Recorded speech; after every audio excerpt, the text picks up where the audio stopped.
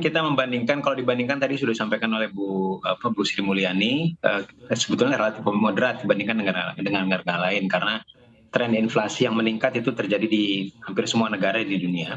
Nah, tapi kalau kita secara historis ngelihat dengan inflasi kita sendiri dalam beberapa tahun terakhir, memang ini yang tertinggi saya rasa di tahun ini yang tertinggi setelah 2014 kalau kita ingat dulu, sempat sampai 8% waktu itu pencabutan subsidi ya di 2014. Nah, untuk tahun ini sampai dengan akhir tahun saya perkirakan sangat besar sekali di atas 5%, bahkan bisa 6% ya.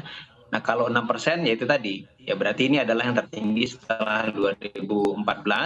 Kalau kita melihat apakah ini cukup aman atau tidak, ya itu tadi sebetulnya relatif moderat. Saya rasa sepanjang inflasi ini dijaga, terutama yang untuk kalangan menengah ke bawah ya, ini diimbangi dengan program-program yang tetap menjaga daya beli mereka dan juga mengontrol dari sisi cost of living terutama untuk satu energi yang disubsidi ya, baik itu BBM dan listrik yang watt rendah dan juga untuk gas yang 3 kilogram ya itu tetap terus harus dijalankan karena untuk yang kelas menengah ke bawah efek inflasi ini tentu saja yang mereka rasakan berbeda dengan kalangan menengah atas.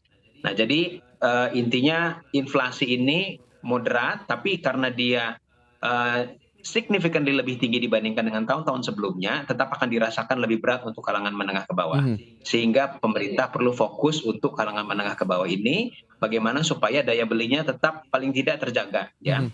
Karena kalau dengan inflasi yang tinggi tentu saja income secara nominal bisa meningkat, tapi secara real upah real atau income realnya turun kalau inflasinya Kalau kita tinggi. lihat juga dengan berbagai upaya yang dilakukan oleh pemerintah, termasuk diantaranya adalah menambah anggaran subsidi, utamanya kalau kita lihat adalah subsidi terhadap energi. 1/4 dari APBN kita dialokasikan terhadap subsidi energi, ini cukup besar juga angkanya.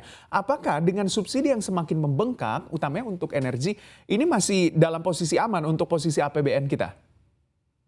Iya, kalau kita melihat subsidi memang meningkat, tapi kalau kita melihat dari sisi yang lain, dari sisi pendapatan sebetulnya juga mengalami peningkatan. Subsidi meningkat karena faktor eksternal, ya, harga energi global itu mengalami peningkatan yang sangat signifikan, sehingga untuk kita supaya transmisi daripada tekanan global ini tidak sampai ke terutama yang kalangan menengah ke bawah, subsidi dibutuhkan dengan tambalan dari fiskal, Mhm. ya, dari sisi belanja. Ya. Nah, tapi penerimaan sebetulnya juga mengalami peningkatan dengan kenaikan harga energi global. Ya, jadi pajak dari migas kita dan juga penerimaan non pajak PNBP dari migas juga mengalami peningkatan. Mhm. Nah, sehingga bahkan kalau kita ngelihat cenderung lebih banyak efeknya di peningkatan dari sisi penerimaan. Mhm. Oleh karena itu, kalau kita mendengar laporan daripada Kementerian Keuangan sampai dengan bulan terakhir kemarin APBN kita surplus. Mhm. Padahal kan targetnya defisit ya. Dan walaupun defisitnya diturunkan dibandingkan dengan tahun yang lalu. Mhm. Jadi kalau saya melihat tren ke depan sampai dengan akhir tahun, ya ini sebetulnya masih lebih lebih sehat dibandingkan dengan tahun yang lalu jelas. Mhm. Memang sampai akhir tahun tidak surplus terus ya. Saya rasa memang akan nanti defisit juga, tapi defisitnya di bawah target saya rasa. Iya. Kalau targetnya kemarin di atas 6% tahun lalu, sekarang mungkin di kisaran 4%, ini akan lebih rendah lagi dari itu, sehingga sebetulnya ruangnya masih ada untuk mempertahankan subsidi ya.